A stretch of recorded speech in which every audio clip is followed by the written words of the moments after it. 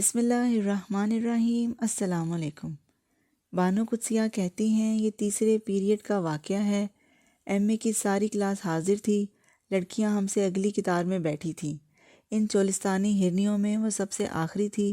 اکتوبر کا دن تھا، جس طرح بھٹی سے نکل کر مکئی کے دانے سفید پھولے ہوئے بڑے اور ٹھنڈے نظر آتے ہیں، ایسے ہی اکتوبر کا یہ دن تھا، بڑا پھولا ہوا اور سفید۔ پہلے کے تمام دن بھٹی کی طرح گرم تھے، لیکن یہ دن سفید سفید دھوپ میں کچھ پھولا پھولا بڑا بڑا نظر آتا تھا۔ کچھ دنوں میں یہ صلاحیت ہوتی ہے کہ وہ گھڑیوں کے تابع نہیں رہتے، اپنی گنجائش اور سمائی کے مطابق گزرتے ہیں۔ پروفیسر سہیل نے نئی کار جیسی اس لڑکی کی طرف نظریں اٹھا کر سوال کیا، اپنا تعارف کرائیے۔ داخلے کے دن سے لے کر اب تک ہم اس کے نام کے متعلق کئی قیافے لگا چکے تھے۔ چولستانی ہرنی اٹھی، اس نے کرسی پر ایسے بازو رکھا جیسے موٹر سائیکل کے سہارے کھڑی ہو۔ سر، میرا نام سیمی شاہ ہے، میں نے کنیٹ کالج سے بی اے کیا ہے اور میرے سبجیکٹ سائیکالوجی اور ہسٹری تھے۔ پہلی مرتبہ تمام طلبہ اپنے آپ کو باقی کلاس سے باضابطہ طور پر متعارف کرا رہے تھے۔ اس سے پہلے فرزانہ، اینجلا، طیبہ اور کوثر اپنا تعارف کرا چکی تھیں، لیکن یہ تمام لڑکیاں چہرے، مہرے اور لباس سے ایسی لگتی تھیں جنہوں نے اخباری کاغذوں پر چھپے ہوئے نوٹس رٹ رٹ کر بی اے کیا ہو۔ کوثر کے علاوہ ان لڑکیوں کی جنرل نالج اور علمی استعداد کورس کی کتابوں تک محدود تھی۔ کوثر حبیب اور سیمی شاہ ہماری کلاس کی آنکھیں تھیں، جگمگاتی، روشن، دعوت سے بھری ہوئی، لیکن کوثر حبیب متاثر کرنے سے پہلے بیک گیئر لگاتی تھی، پسپا کرنے سے پہلے خود ہار جانے کی عادی تھی۔ اس کے جسم اور ذہن کی بناوٹ ہی ایسی تھی جیسے بہت خوبصورت بلب روشن ہو، لیکن بار بار بجلی کا فیوز اڑ جانے کی وجہ سے روشنی میں تواتر نہ رہے۔ اور سیمی شاہ وہ گلبرگی معاشرے کی پیداوار تھی۔ اس وقت اس نے جینز کے اوپر وائل کا سفید کرتا پہن رکھا تھا، گلے میں مالا نما لاکٹ ناف کو چھو رہا تھا، کندھے پر لٹکنے والے کینوس کے تھیلے میں غالباً نقدی، لپسٹک، ٹیشو پیپر تھے۔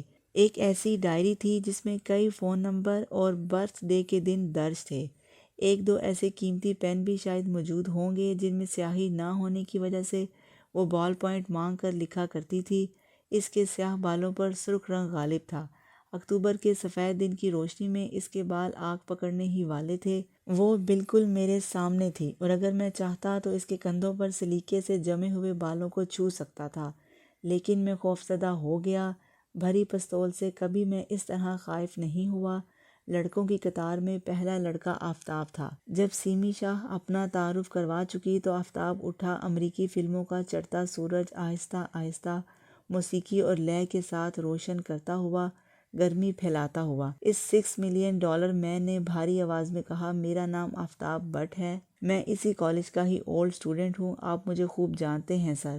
پروفیسر سہیل نے اپنی آنکھوں پر سے چشمہ اتار کر کہا، لیکن تمہارے ہم جماعت شاید تمہیں نہیں جانتے۔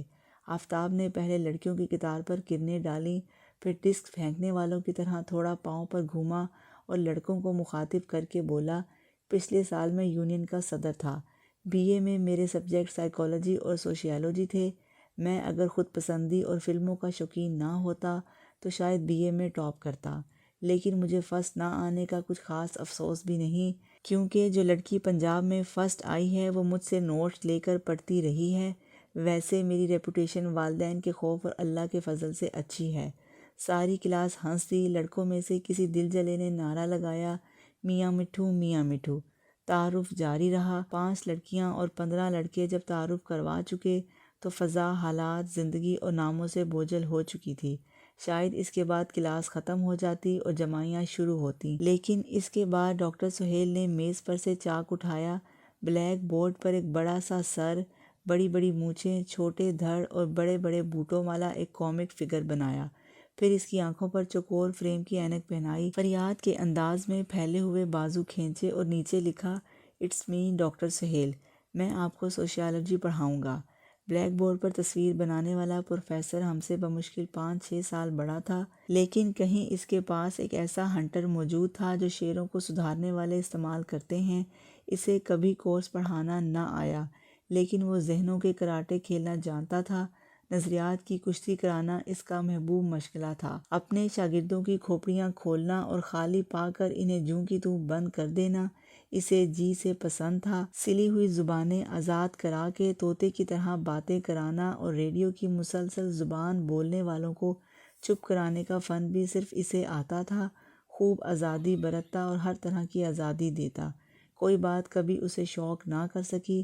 سوشیالوجی کے ساتھ ساتھ اسے دنیا کا ہر سبجیکٹ آتا تھا، اسی لیے اس کی موجودگی میں فضا تعلیمی تضاد سے ہمیشہ پاک رہتی اور طالب علم ایک دوسرے کے تشخص میں زیادہ غلطیاں نہ کرتے۔ پروفیسر سہیل نے اپنی گردن پر دایاں ہاتھ رکھا اور میز پر ذرا سا چونترا جما کر بولا، میں عمر اور تجربے میں آپ لوگوں سے بہت زیادہ بڑا نہیں ہوں، لیکن چونکہ میری شادی نہیں ہوئی اس لیے مجھے پیار کرنے کے لیے صرف کتابیں ملی ہیں۔ ابھی تک میرا پیشن کتابیں ہیں۔ کلاس میں کبھی کبھی آپ لوگ کچھ ایسے سوال بھی کریں گے جن کا جواب مجھے نہیں آتا ہوگا، اور میں بدقسمتی سے اتنا متکبر ہوں کہ سب کچھ برداشت کرتا ہوں، کسی اور کی علمی برتری برداشت نہیں کر سکتا۔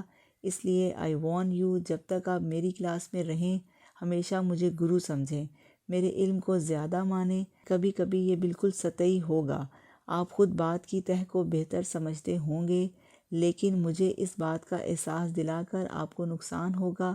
میری چھاتی چھوٹی ہو جائے گی، میں اپنی مونچھیں منوا دوں گا اور میری بلٹ ڈھیلی ہو جائے گی۔ کون کون چاہتا ہے کہ میں احساس کمتری میں مبتلا ہو جاؤں؟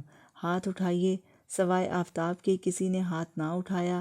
بھلا مسٹر آفتاب، آپ کیوں چاہتے ہیں کہ میں احساس کمتری میں مبتلا ہوں؟ آفتاب نیزے کی طرح سیدھا کھڑا ہو گیا۔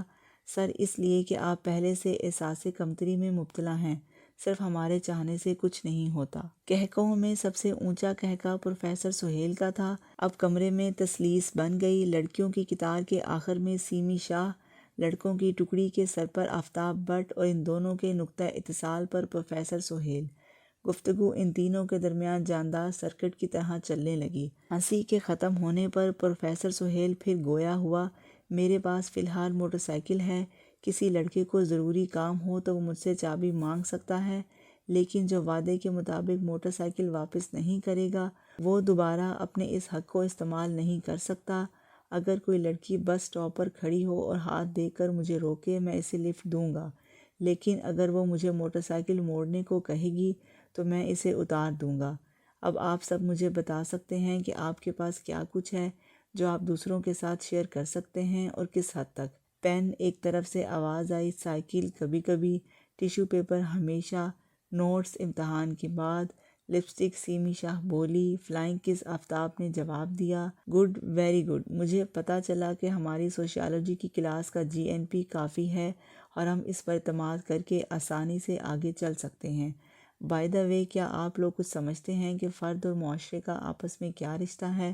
فرد کی آزادی بڑی ضروری چیز ہے، لیکن کیا کبھی یہ بھی ممکن ہوگا کہ معاشرہ بھی اپنی تمام ذمہ داریوں سے آزاد ہو جائے اور پھر بھی قائم رہے؟ اب پروفیسر کی شکل بوڑھی ہو گئی، اپنے موٹر سائیکل جتنی پرانی، ہمیں معلوم بھی نہ ہو سکا کہ لیکچر شروع ہو گیا ہے۔ پروفیسر سہیل بڑی چابک دستی سے فرد اور معاشرے کے باہمی ربط کو زیر بحث لا رہا تھا، لیکن کچھ ایسے باری باری گیند ہم سب کے کورٹ میں پہنچتا کہ ہم اپنی پوری ذہنی قوت کے ساتھ اسے پروفیسر کے کورٹ میں لٹا دیتے۔ دیکھتے دیکھتے چہرے تمتمانے لگے، آوازیں تیکھی ہو گئیں، ہاتھ ہوا میں چلنے لگے۔